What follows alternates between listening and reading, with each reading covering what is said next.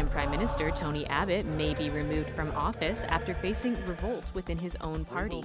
Although Abbott hasn't completed his 3-year term, his party is seeking a change. Canada's highest court strikes down the law against doctor-assisted suicide. In a unanimous 9-0 vote, the Supreme Court allows for it in specific cases. And Canadian hockey legend Gordie Howe returns to his hometown of Saskatoon for a tribute dinner. Hi, and welcome to Humber News. I'm Kendra Hamilton, coming to you from our newsroom here at Humber College North Campus. A historic ruling today from the Supreme Court of Canada. It has struck down the existing ban from 1993 on doctor-assisted suicide. The new ruling will legalize doctor-assisted suicide for mentally competent patients with enduring, intolerable suffering. The 9 justices voted unanimously on the groundbreaking decision. The judgment says the existing ban on assisted suicide infringes on 3 main provisions in the Charter of Rights and Freedoms. Robert Latimer was convicted of second-degree murder 20 years ago in the mercy killing of his severely disabled daughter. He says the ruling is a positive move. Quite a change to what they've done before.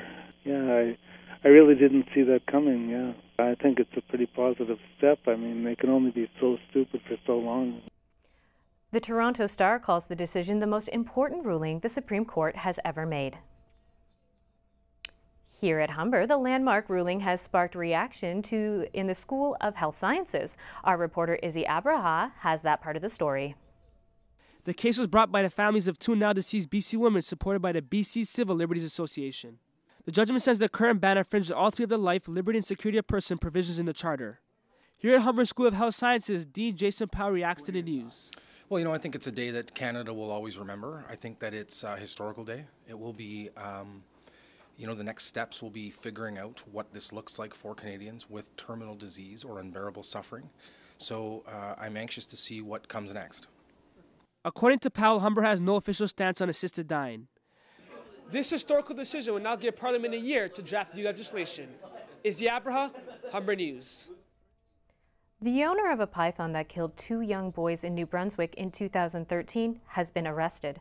The lawyer has confirmed that Jean-Claude Savoie was arrested in Quebec by New Brunswick RCMP Thursday.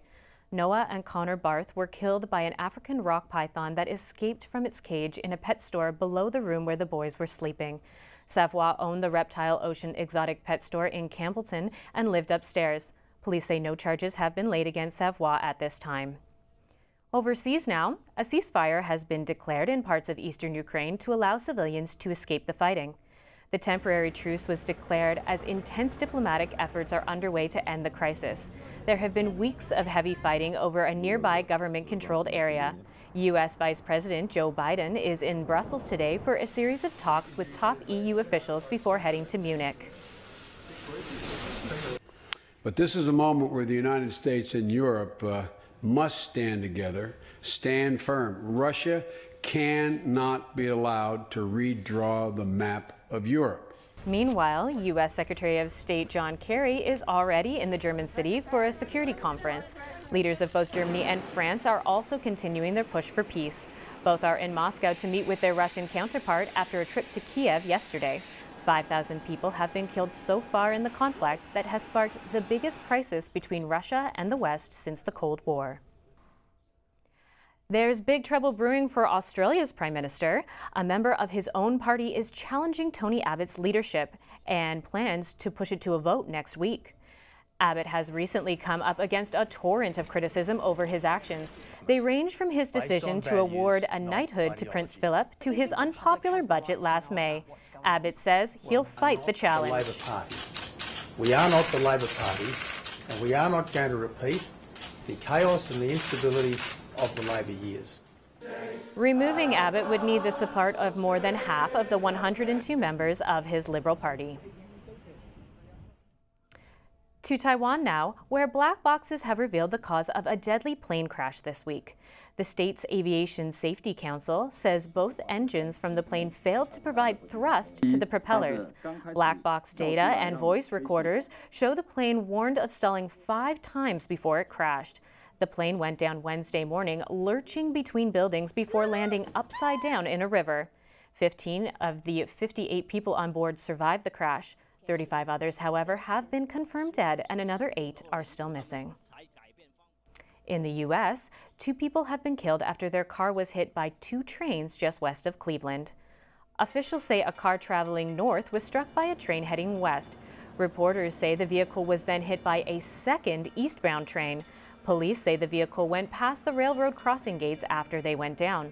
The 2 passengers in the vehicle had died on the scene.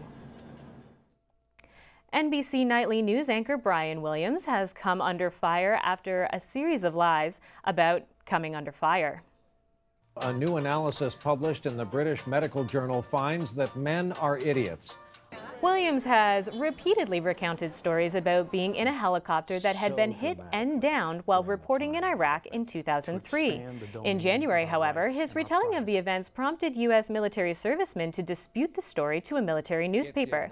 They claim Williams had in fact arrived on an unhit helicopter an hour later.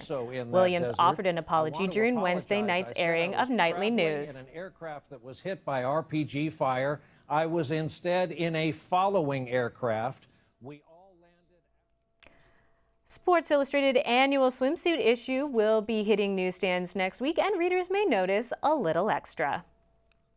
For the first time, the magazine will include a plus-size model in a paid advertisement. Ashley Graham's appearance is part of an ad for a plus-size bathing suit company. Graham says she knows her curves are sexy and wants everyone to know that theirs are too. When we come back, we'll tell you what's happening in the world of sports, and Chelsea Howard will have your 3-day forecast. Thanks, Kendra. It's sunny and currently minus 10 degrees right now, and it looks like we've got some snow coming up this weekend. I'll tell you all about it in our full 3-day forecast coming up after the break. But first, a 9-year-old boy and his uncle have an interesting story to tell after an attempt to clear debris from a storm drain took them on a mini adventure. De repente, menino é sugado pelas águas. O tio dele também é pro ângulo. The images may seem shocking at first as the boy and his uncle are sucked into the muddy waters and disappear. But the video then looks off to the side and we pick up the boy and his uncle as they re-emerge. That is one water slide. Saiu ileso e se diverte com a situação.